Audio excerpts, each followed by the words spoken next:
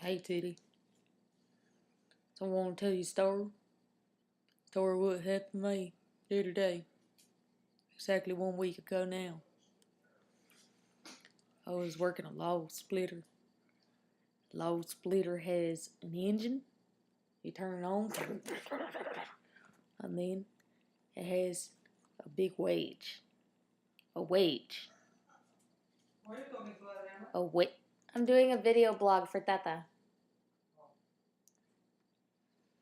It has a wedge like that, and it comes down like that. And you use a lever to operate it. And when you pull the lever down, the wedge goes down. Okay?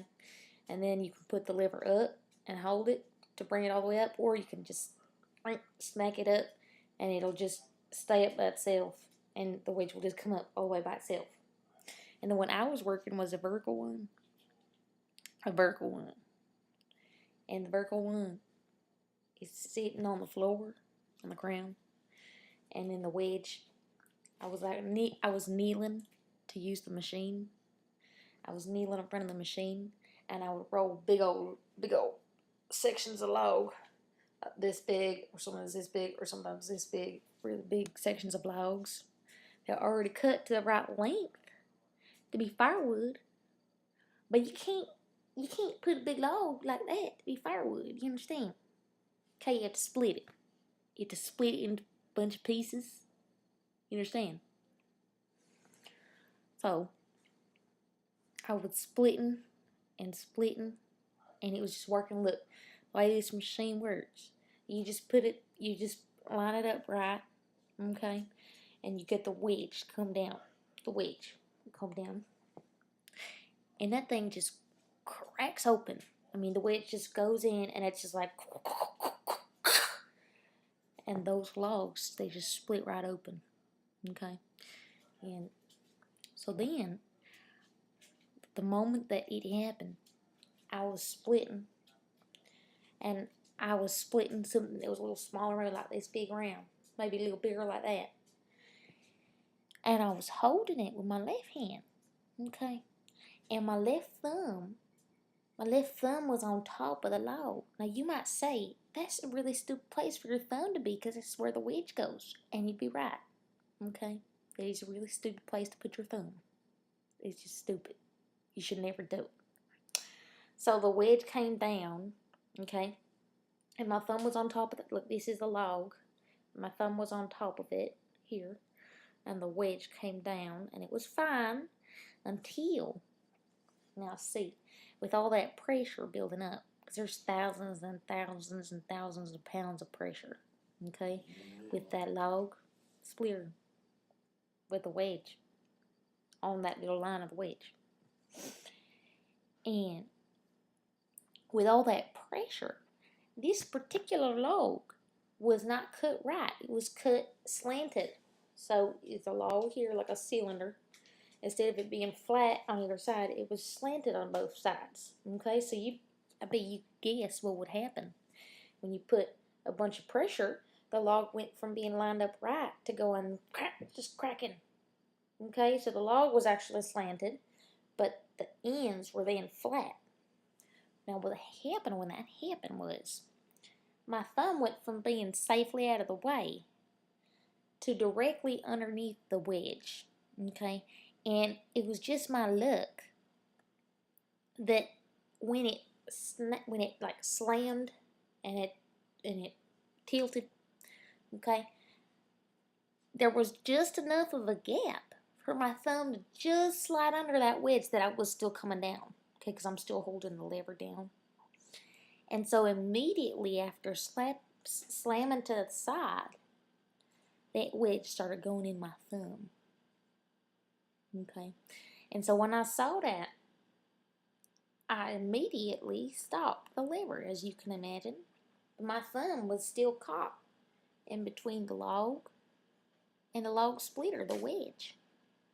Okay, my thumb was inside there.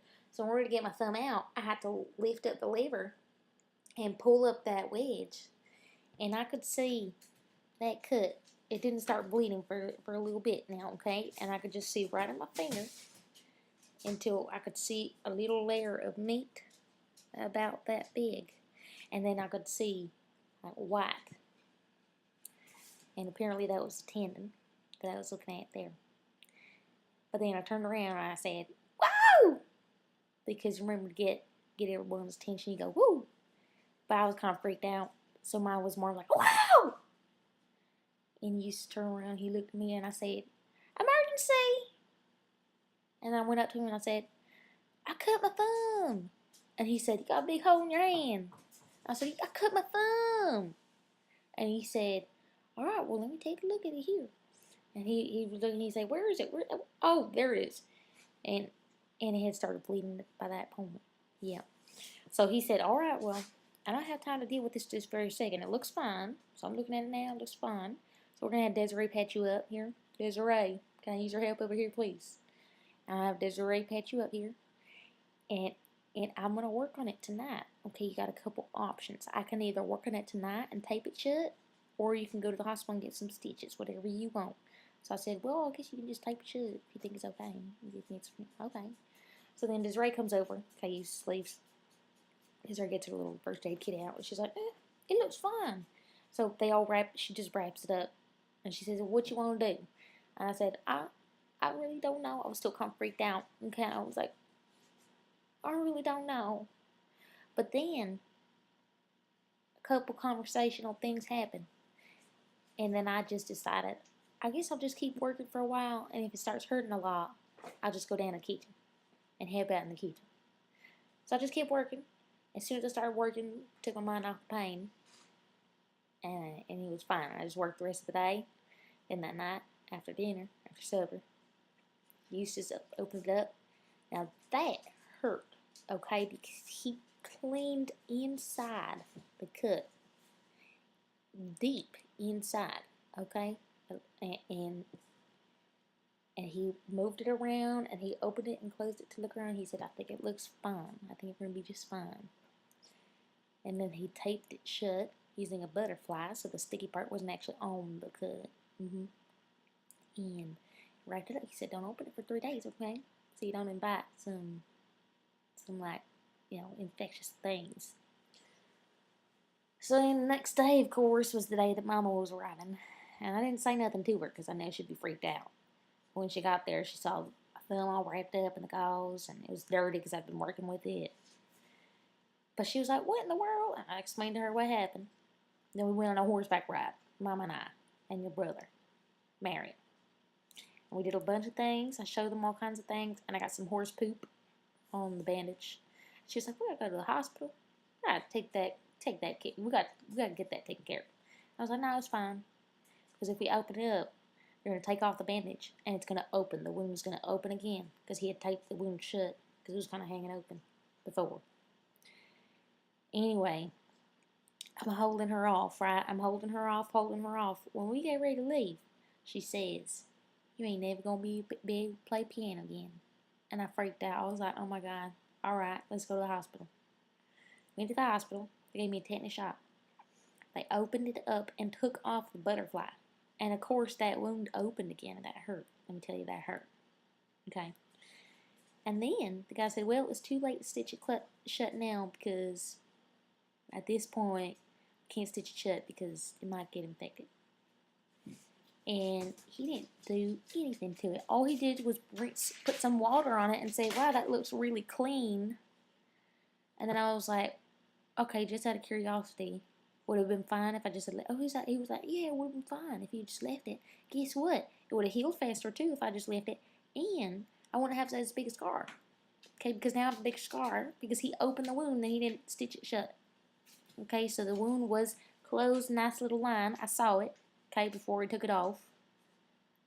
And now it has a kind of a bigger hole-ish part. Okay, the hole is exactly where Eustace had taped it shut. If Eustace knew, that's where I got to tape it shut.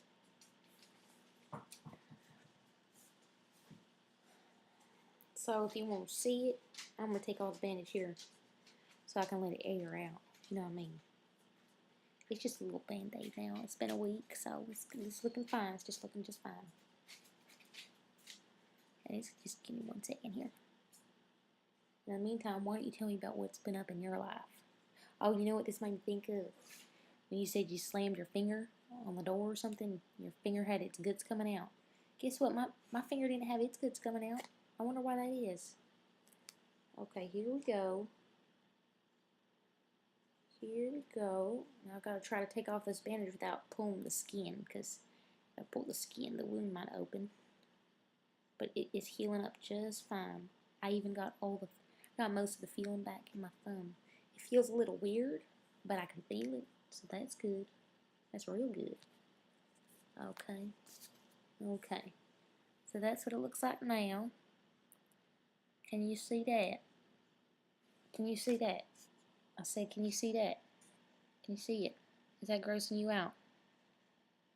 Can you see that? The really red part? Right. I'm trying not to touch it. Right there. That's where Uses had taped it shut. But I'm going to give you the first slight bending of my thumb. This is about as much as I've moved my thumb since that happened. Because if I move it too much, the wound will open. Okay, so it looks like I have full mobility. That is a damn fine thing, but when I do this, my whole thumb tingles. Okay? Well, brother, I love you, but I gotta say, this is my second post in a row. Where the hell are you? Huh? Huh? Huh?